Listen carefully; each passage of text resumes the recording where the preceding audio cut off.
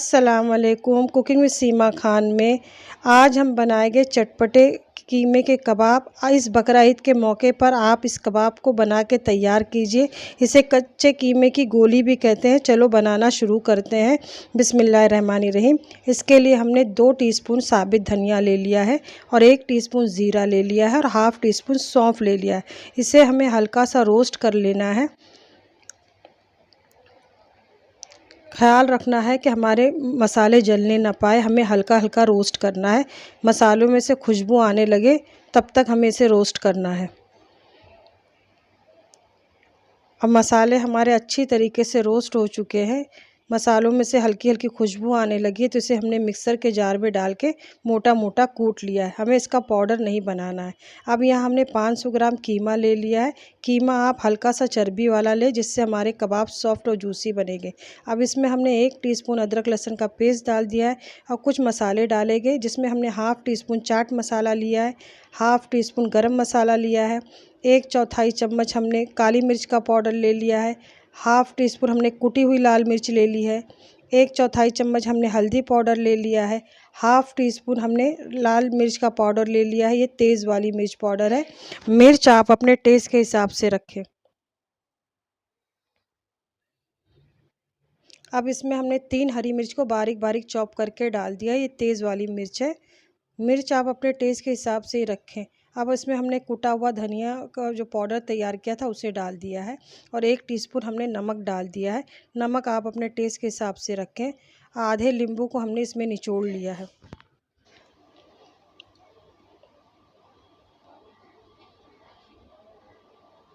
अब इसमें हमने 1 मीडियम साइज़ की प्याज को चॉप करके उसका पानी अच्छी तरीके से निचोड़ लिया है। इसे डाल देंगे। आप प्याज का पानी ज़रूर निचोड़ें, नहीं तो कीमा फूटने लगेगा तलते वक्त। अब इसमें हमने थोड़ा सा कटा हुआ पुदीना डाल दिया है, थोड़ा सा कटा हुआ हरा धनिया डाल दिया है। ये 2-2 टेबल स्पून के करीब होगा। अब इसमें हमने भुनी हुई चने की दाल को 4 टीस्पून लेके उसका पाउडर कर लिया है, उसे डाल देंगे।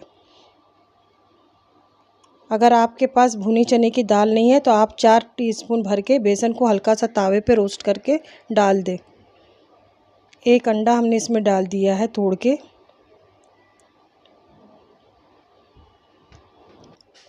सबको हमें अच्छी तरीके से मिक्स करना है 4 से 5 मिनट तक, ताकि कीमे में सारे मसाले अच्छी तरीके से मिल जाए। खूब मसल के हमें कीमे में मसाले को मिक्स करना है। ऐसे मिक्स करके हम कम से कम 2 घंटे के लिए मैरिनेट होने के लिए रख दें। आप ज़्यादा से ज़्यादा टाइम भी इसे दे सकते हैं। जितना टाइम देंगे उतना अच्छे हमारे कबाब जायकेदार बनेंगे। अब हमने गैस में एक कढ़ाई रख दी है, उसमें तेल डाल दिया है गरम होने के लिए। अब इसमें हम छोटी छोटी कीमे की गोली बना के इसमें डालते जाएंगे। हमें इसका कोई शेप देने की ज़रूरत नहीं है, बस थोड़ा थोड़ा कीमा लेते जाएं और कढ़ाई में जिस तरीके से हम पकोड़े तलते हैं उस तरीके से इसे हम तलते जाएंगे।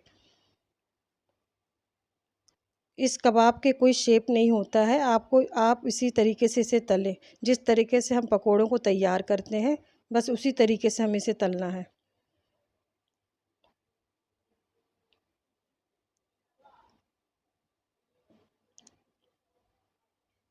अब कुछ सेकंड के बाद हम इसे चलाएंगे। हमें फ़ौरन डालने के बाद चम्मच ना चलाएं, नहीं तो कबाब फूट जाएंगे। अब इसे मीडियम आंच पे हम गोल्डन कलर आने तक इसे फ्राई करेंगे। कबाब पे अच्छी तरीके से कलर आ जाए इस तरीके से।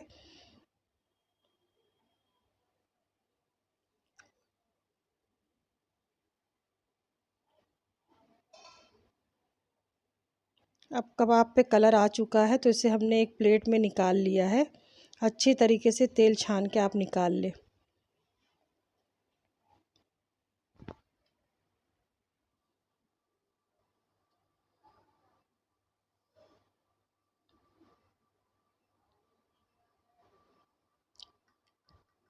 माशाल्लाह हमारे कबाब बहुत मज़े के बने हैं। इसी तरीके से हाथ में कीमा लेते जाएं और तोड़ तोड़ के तेल में डालते जाएं। इसी तरीके से हमने सारे कबाब को तल लिए हैं। इस बकरा ईद के मौके पे आप इस कबाब को ज़रूर बनाइए। ये बहुत जल्द बन के तैयार होते हैं और खाने में बहुत ही चटपटे लगते हैं।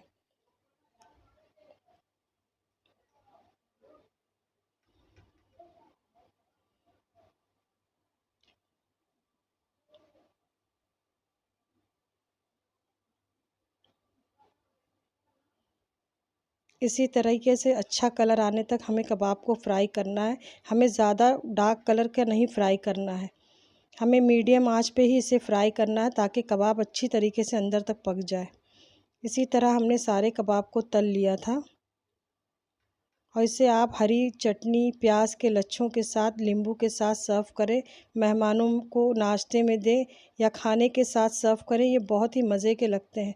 इसे आप पाव के साथ खाएं, रोटी के साथ खाएं या ऐसे ही उठा के खाएं। ये बहुत ही मज़े के बनते हैं और बहुत जल्द बन के तैयार होते हैं। मेरी रेसिपी अगर आपको अच्छी लगी हो तो प्लीज़ लाइक का बटन दबा दिया करें और जो नए आए हैं वो मेरे चैनल को सब्सक्राइब करें ताकि आने वाली मेरी हर आसान सी रेसिपी की जानकारी आपको पहले मिल सके। दुआओं में याद रखिएगा। अल्लाह हाफ़िज़।